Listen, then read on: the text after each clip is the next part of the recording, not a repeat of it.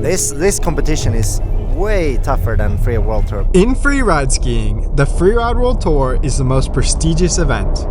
It's where the best skiers from around the world test their skills down big mountain terrain. Pretty gnarly, right? But what if I told you there's a freeride event with a format that is even more grueling and relentless? An event so difficult that it took this Freeride World Tour champion Rainer Barker at huge exposure underneath as he points at 15 years of entering before finally winning. and into Navarro down Brennan. The event takes place at Riksgränsen, Sweden, and it's the longest running freeride competition.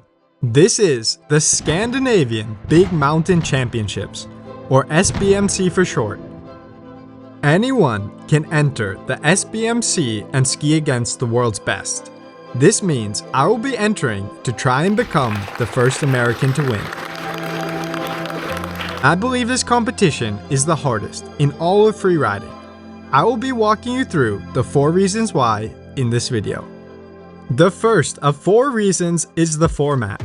The competition takes place over 3 days where the riders ski 3 different phases. So how many runs of your 3 runs count? All three, even the qualifier, which is a very interesting format. Unlike the Freeride World Tour where they take your best 3 of 5 runs. This competition is way tougher than Free World Tour because you need to really deliver high-level skiing 3 consecutive days in a row. At the SBMC, if you want to win, you have to be perfect. Day 1 is Quali Day, where they will take a group of 150 male ski competitors and whittle them down to around 30. I'm currently scoping 2 lines, the Långa Flyget, which is a little bigger, or the more conservative Quali Klipparna. Because I'm dropping towards the end of the lineup, I will be able to look at how my first competitors go in these icy conditions before choosing if I want to go big or play it safe. And this leads me to my second reason as to why I believe this is the most difficult freeride competition. How many times have they canceled a day for conditions? In my knowing, they never canceled the competition. So 30 years in a row. Yeah, something like that. And this year will be no exception. Right, ready? Right to go! With the current snow conditions, I've decided to play it safe. And my game plan is to ski off this small rock before dropping in on the Quali cliff. Let's see how it goes.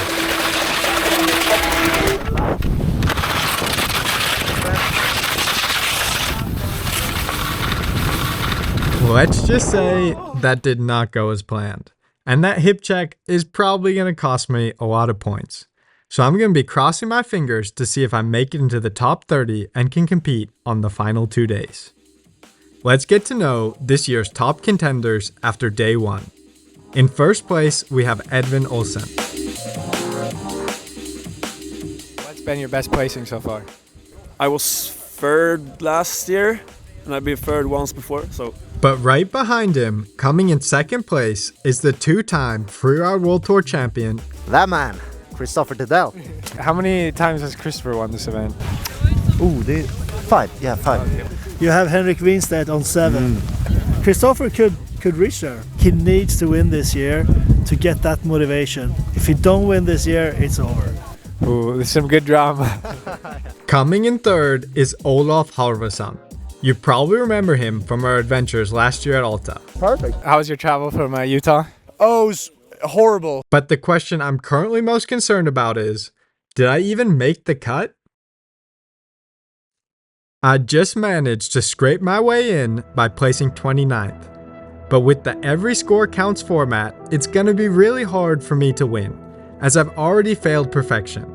But there are still 2 competition days left, so I have time to make up some ground and still put on a top 10 performance. Each day, there is a new face, increasingly getting more difficult. So for today's inspection, I really need to be on it. I need to put up a good score today if I want to have a shot at cracking the top 10. I also like how friendly everybody is. I mean, you can just walk up to Christopher and ask him, please give me some advice, and he'd happily give you some advice, and that's the really freeride spirit here in Riksgränsen. Yeah, I think it's sick. Just trying to find a line that lines up with the wind lip. Because you can go sideways and maybe get a speed check before the wind lip, or you can go fall line, but you're not guaranteed. This leads me to the third reason I believe makes this competition incredibly difficult. They run the competition on the same faces every year, making experience super valuable and giving an edge to competitors like Christopher, who have skied this face over 10 times and know it like the back of their hand. Let me explain the line. I'm gonna go up on this ridge, then down over this rock cluster before skiing over to this big rock called Klumpen, where I'll jump off of, then go directly into the wind lip below. I'm ready. Number 33, Alex. Are you ready? Ready to go!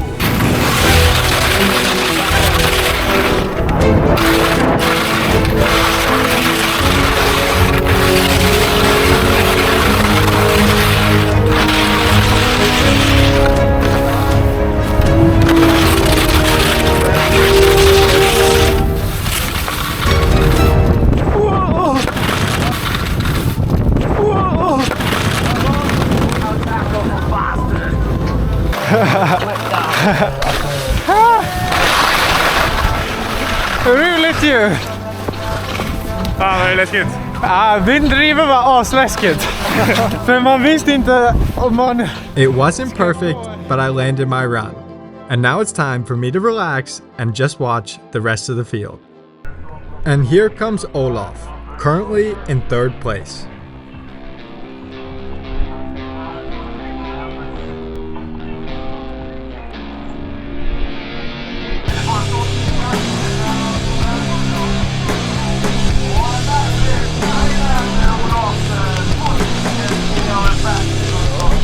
Here comes Christopher, who's currently in second place.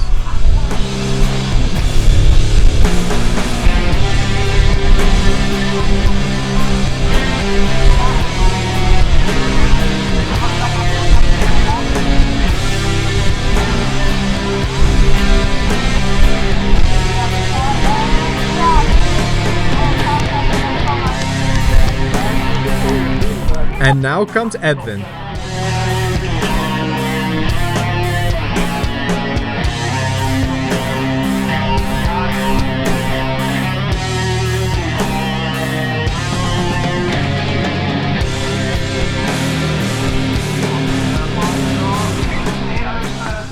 After fierce competition, the top 3 stays the same. I ended up improving 10 spots, working my way up to 19th. As we move on to day 3, they've had to switch up the venues because of the bad snow conditions. Definitely even just scary being on top of. On top of the icy, unrelenting snow conditions, every run counting, and the extremely experienced competitors, there is still the final boss, which makes the SBMC one of the hardest freeride events. And as a judge, what are you looking for out there? You have good fluidity, you have some big airs in there that you stomped, and that's a very, very good run for me. I heard something like that Swedish judges are like really about like control and showing control compared to other judges. Is that true? We do look a lot on the control. It's an important thing. So let's break down what this means by comparing day 2 runs from Olaf and Edvin. Olaf did a 360 to a backflip, whereas Edvin did a straight air to a 360 on the same features. And in most freeride competitions, like the Freeride World Tour, Olaf would score higher due to his tricks. But with the SBMC judging standards, Edvin got a higher score due to overall control. Like you see here, on his top section, Edvin turns on the most critical part of this initial phase, showing complete control, whereas Olaf just skis around the features. He also has a bobble on his 360 landing. This hyper focus on control is neither good or bad, but adds to the level of perfection needed in order to win. After learning more about the judging criteria, I picked an extremely technical line for my second finals day. I'm going to hop into this little sliver of snow, which is then above this cliff, and I'm going to do it all in one continuous motion, making it a double drop. As I'm watching the other competitors, I realize that I need to step up my difficulty. So I start to imagine what it would be like adding a 360 into my double line. Separation quick 3, where you basically like load and then you're like already looking at your landing, your body just spins around. Yeah. Kind of do the ones where you're like you know, like doing like a back to out of a rail style. You can see what life tells me. Ready? Ready? Legs up. Are you ready? Ready to go.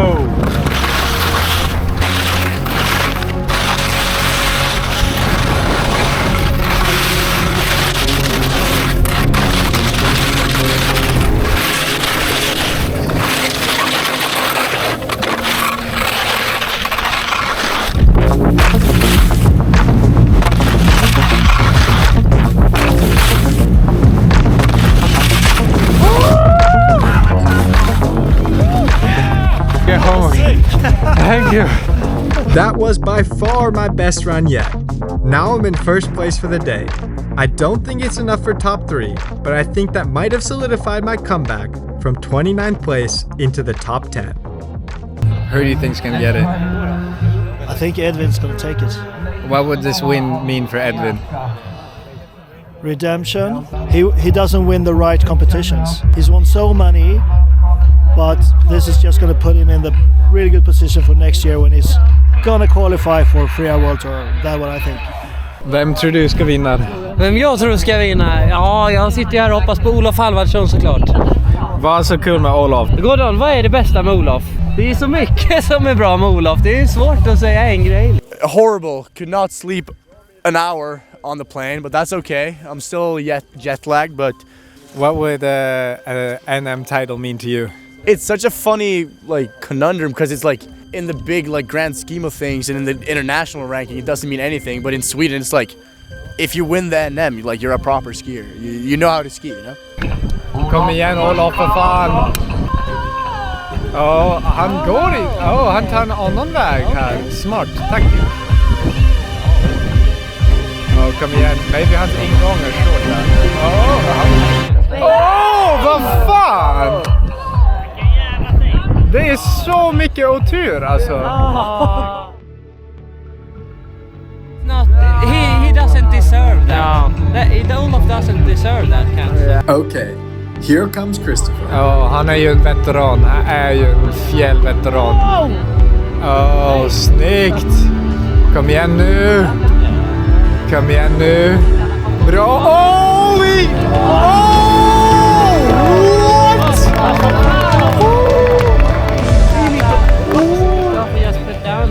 Quite impressive run with a big backflip.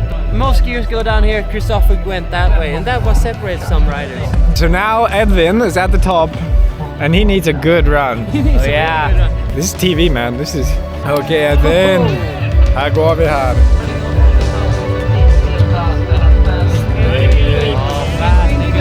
Fast and good. He's coming in. Good line here. That's control. Now he's getting into the little sketchy section. Lining it up. He's got it. He's in for the gold. Whoa. I think he did it. I think he actually put all the things together there. It was predicted. You knew it. We have it recorded. Who do you think's gonna get it? I think Edvin's going to take it. I achieved my goal of getting in the top 10 and ended up in 7th place. See you next year. If you enjoyed this video, then YouTube thinks you're gonna love this one, so watch it next.